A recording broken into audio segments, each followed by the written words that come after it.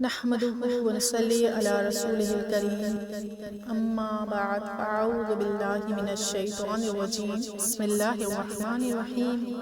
کتاب سنی بہشتی زیور، حصہ اول، صفحہ نمبر 70، عنوان ذبح موت کا بیان۔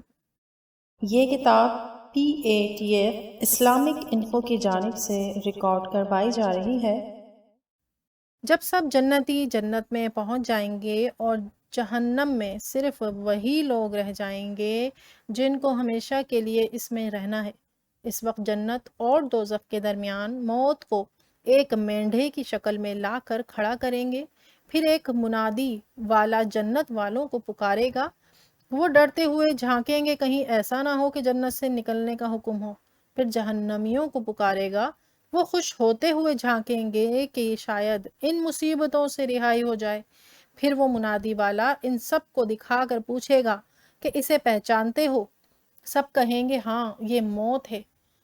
پھر ان سب کو دکھا کر ذبح کر دی جائے گی اور اسے جنت و دوزخ کے درمیان یحییٰ علیہ السلام اپنے ہاتھ سے ذبح فرمائیں گے، اور یہ فرمایا جائے گا کہ اے اہل جنت، ہمیشگی ہے، اب مرنا نہیں، اور اے اہل نار، ہمیشگی ہے، اب مرنا نہیں۔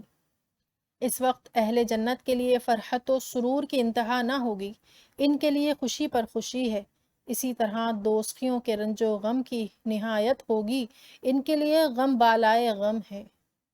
عقیدہ: جنت دوزخ حق ہے، ان کا انکار کرنے والا کافر ہے۔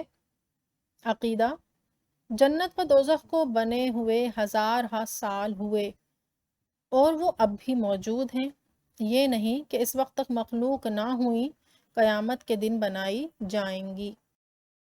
آپ دیکھ رہے ہیں PATF Islamic info YouTube channel. مزید اسلامک ویڈیوز کے لیے ہمارا چینل سبسکرائب کریں۔